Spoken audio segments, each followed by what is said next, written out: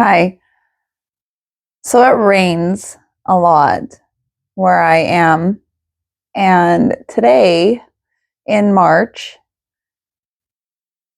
it was a rain snow mix. And it doesn't really snow here, not a lot. But that got me to thinking about having a foot in both worlds, right? And I don't want this to go further than just the connection between the foot in both worlds, but I was reading the book of Revelation, and one of the angels stands with a foot in the ocean and a foot on the shore. And water typically represents the subconscious and our emotional realm, right? So this is the energies that are in motion. So we're seeing that a lot around us, a lot that is out in the world that can trigger us. And sometimes we're supposed to be triggered, right? That is the catalyst for change. See, triggered. Catalyst creates change. And so I don't want us to be really hypersensitive to the triggers. Recognize them for what they are. They indicate where a value or a principle is out of alignment with our actions, right? Where what we are doing or allowing or giving access to, right? How we are using our attention and our presence isn't aligned with our values. So our triggers aren't something that we are supposed to run from in fear. We learned about our wounds. We did all that shadow work so that when we saw our triggers, we could identify what value, what guiding principle, what standard needs to be enacted here. Where am I out of alignment? And now, because I've done the work, I know what actions to take, right? I have an exit strategy. I have a plan. To me, that is what being the map maker is. We are in a world without landmarks, but we make the map so that others can follow it, and so that when things come up, we have the fire map that you see on any building. We have a strategy already in place, ready to go.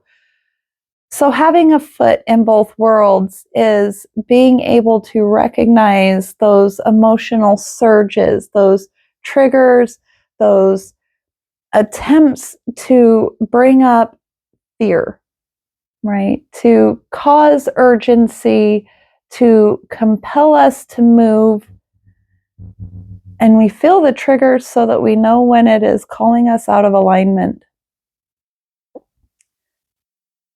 And that's where the foot on the other world is, right? The angel had its foot on the shore, on land, on solid, in the material things.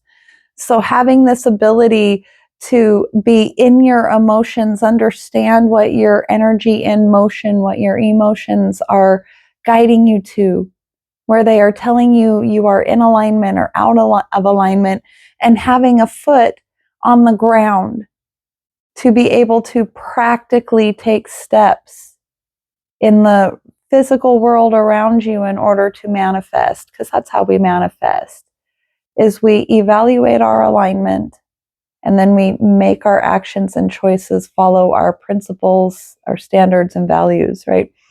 So today, the rain and snow mix showed me that this is where we are in this transition, right? Snow is water, the emotion, attempting to take form, attempting to take structure in order to become something more stable, right? So that was deeply symbolic for me today. And this morning, all of that was a reminder to stay grounded, stay anchored, and be willing to dream again. Dream a little dream with me.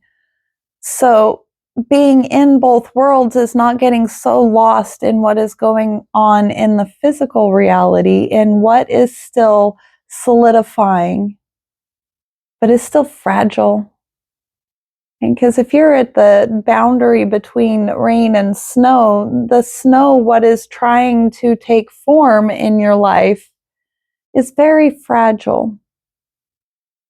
All it takes is a temperature swing one way or the other to dissolve it or solidify it. And that's where I want us to be really, really grounded in our actions and really aware of our alignment and what is trying to move us from states of fear. What is putting us into fear and insecurity, into survival states, and attempting to create that urgency and that need to move, to react? Because things are trying to come into form. And if you feed into the trigger, you feed into those catalytic energies when it isn't necessary or ready yet, you can dissolve the progress you made. Right? So again, this to me also kind of points back to Lot's wife, where Lot's wife looked back. She focused on the path. She focused on what was burning and what was being dissolved and destroyed around her. And granted, there were very good reasons for that. You know, she had people she cared about that didn't come with them. There was a whole life she had built, things she had known. And her heart was attached to them. She didn't adhere as much to her faith as Lot did. She focused more on the past and the expectations of that still manifesting. That's the way I read that story.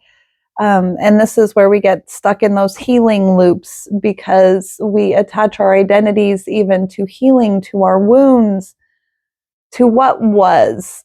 And the world around us is changing. It is in that in-between state where the temperature of things matters.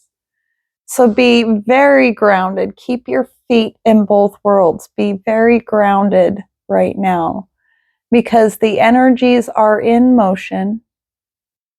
They're not quite solid yet in your reality, but they're taking form. You're beginning to see them. You're beginning to see the signs and symbols that what you have been working on is working. And it is impossible for you to put as much energy to the things that you have been and have it not yield results. So do not let anything distract you from what you are building. Just because you see a little bit taking form, don't get excited and raise the heat. You know, don't rush forward into states of urgency. Don't let what is falling around you distract you from the work you are doing. Be very aware of the energies in motion afoot in both worlds. Okay? You are the world builder. We came for this. You came for this time period, this set of circumstances, the world that you are in, you came for. These were the experiences you wanted to have in order to build the world you want. So focus on what it is you want to see in the world. Don't feed the sharks if you want to attract dolphins. Okay, feed the dolphins. We are being called to put away childish things, old ways of coping, like Lot's wife, looking back, focusing on the wounds, focusing on what we still have to heal from. You have done the work. It is time to put it into action and ground it in reality. And sometimes that means you need to pull a little bit of that stubbornness out and send your roots down deep. If it doesn't feel solid yet, focus on sending your roots down deep. That's why the earth shakes and cracks, so there are places for your roots to go and grow. Okay? A tree can lose what is on top of it and still grow if its roots are well planted. So plant the seed and allow it to come in. You are leaving the storm and everything that it is tossed up and turned up in your life. You are leaving those behind. You're viewing your lives through the will of the divine. And that is what you are being called to, is to view your life as divine creation. Your higher self wants to express itself in the world around you. So treat your presence, your being, your energy, and your attention as sacred. And if it isn't worthy of sacred attention and presence, it isn't worthy of you. That's where you have those standards. Standards are where you choose your values, like integrity, over belonging. Because we're in between states. We're in between what was and what will be. And you're beginning to see it manifest in your life. That was the snow. You're beginning to see the signs of the sacred and the divine in the world around you. Continue to feed that. Feed the dolphins, not the sharks. Remember, this is all about the stories that we tell ourselves, and the stories we tell ourselves will be illuminated. That is what is going to trigger you, so that you can see where you are still lying to yourself.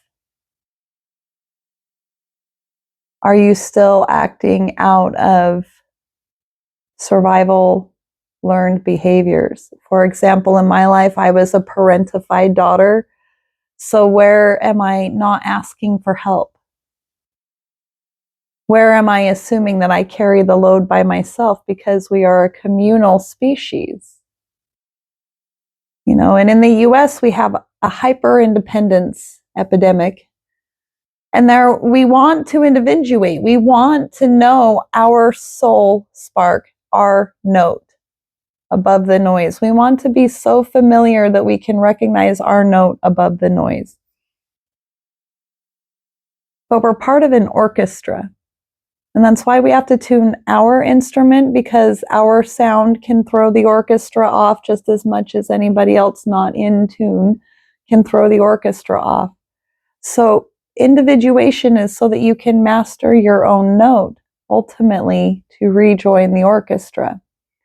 So as a parentified daughter, I have to look at where I'm getting triggered into hyper-independence and allow myself to be humble enough to say, hey, this is a need that I have that I can't meet myself. So we're going to be faced with opportunities to grow in those areas where we are growing and expanding beyond the survival thinking, the survival narratives, and those stories that we told ourselves. Also pay attention to the stories around you.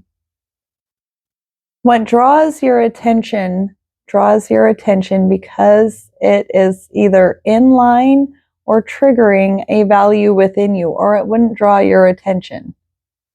And if it is triggering you, it is telling you that it is still attached to a belief that is limiting you. There is a belief that you are still holding, or it wouldn't have drawn your attention. So watch the stories around you. Be able to filter out what is emotionally charged language, like where they're trying to identify enemies for you, where they are trying to create, again, urgency and fear. Look at the stories around you and then choose to feed the dolphins, not the sharks, because the world you're building is based off of your presence and your attention and where you place them. So place them where you want it to grow. Plant your seeds in good soil. And everything in your reality will indicate to you whether you are doing that or not. Even what catches your attention when you turn on the TV in the news, what is showing up in your algorithm. If you are seeing things that feed your consciousness, that feed your empowerment, that feed your courage, then I would say you're in line with some pretty solid soul truths. But if what you're seeing is bringing up fear, then there's a value that you're out of alignment with. Reduce the noise, turn things off, turn things down, and focus back in on what your frequency is. Those things that do support your values, do reflect to you the life that you are trying to build. And in time, you continue to reprogram your mind that way. You can do this with your thoughts as well. Neuro-linguistic reprogramming is taking control of the narrative you tell yourself. And your brain does not have the ability to realize that anything outside of it exists. It lives in the dark. It is bringing in all of the sensory information from this equipment that we were given. And it is making all of the decisions subconsciously, believing that everything that it receives is about itself. Subconscious is inherently self-centered. So you do have the ability to pick and choose the thoughts that you are going to continue to feed. There are two wolves inside of us. One that is all the things we want, all the things that are good, all the values and principles we stand by, and one that is not. One that is the critic, one that is the doubter, one that seeds the fear. Fear asks, what if? Faith asks, faith doesn't ask, faith states, even if. What if I lose this? What if I don't have this? Even if I lose this, even if I have this. Those are the differences, and you can choose them and write your own story.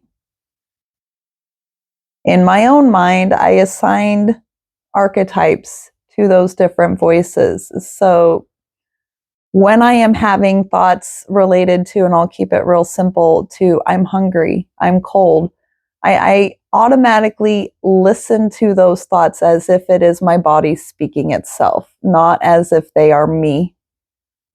Because the me that is me is my higher self, and it isn't afraid of nothing. It knows what it knows, and it doesn't doubt, and it doesn't have a lot of those survival-based needs. So survival-based needs, I assign the role of, these are my body talking to me. And so I treat them as such. When I hear the fear narratives, I hear them as another entity within my mind as well. And I categorize and compartmentalize the thoughts in my brain that way, which makes it easy to say, no, this is from a book we're not reading today. No, this was from my childhood. I love you. I honor that you are here, but I have learned from this wound. And I know that in order to reparent this, in order to show my inner child those fear narratives love, these are the actions that I need to take as the adult that I needed then would have. Right? Because I am the adult that my inner child needed. So if my inner child is talking to me and it isn't me, it is a past story that I was fed by other people, I automatically know that I need to step into the adult that that child wished was there, that that child looked for in its environment and couldn't find. I am that adult, and I put on that role. And then I only feed the thoughts that take that form. And I proceed forward that way. And that is how I take control of my narrative. And then I let my actions be the seed that I create in my reality. I don't act out of fear and doubt. I don't tell myself when I'm heading into things that I can't, I won't. I step into that adult role and I take the actions with full confidence in my ability to achieve them, even if. So when the worst case scenarios try to play in my mind, I hear them as what they are, just fear, just old stories, and I put them down, and instead I tell myself, I hear you. And even if that happens, I still know who I am. I still know what I am. And I didn't walk through hell in the liminal places that I did. I didn't survive the assaults and the things that were done to me in the 47 years I've been alive to get here and not be able to stand. I wasn't given that discernment to turn right around and play old stories that caused me pain and put me in situations where people could take advantage of me. I didn't learn all that just to keep repeating it. So even if I walk like Lot and I don't turn back,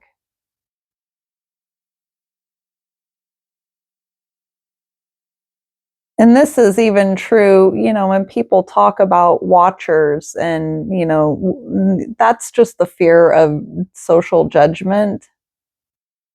What if other people see me do this? I recognize that that's about belonging. And I would rather be by myself and have learned to be by myself. I would rather be by myself than in places where I have to sacrifice myself in order to have belonging. That's what the storm was. The storm removed what was holding me back because I made choices to walk as the adult that my child needed. And when I did that, I didn't have room for those energies anymore. So they can keep watching. They can keep judging whoever they are. I didn't go through what I went through. I didn't survive the storms that I did and learn the discernment that I have to not learn how courageous I was too. And they can eat my stubbornness for breakfast every day. It won't run out. There's no short supply in stubbornness from this little being over here. So even if all of that is true, I am still me. I still walk. I still face myself at the end of the day and go, I did this well, this I didn't do so well, but here's what I can do in the future. And that's where we're at today.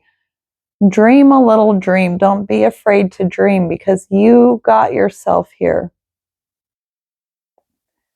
And I know that you are ever so much stronger and ever so much bigger of heart and greater in capacity than even I am. I wouldn't be talking to you if you weren't, because I am just a mirror of you.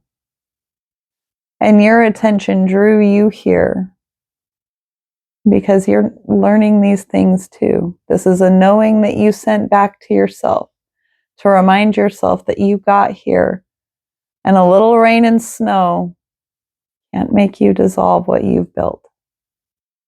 You are the world builder. Notice where you have your feet in both worlds and allow the seeds to grow. I love you.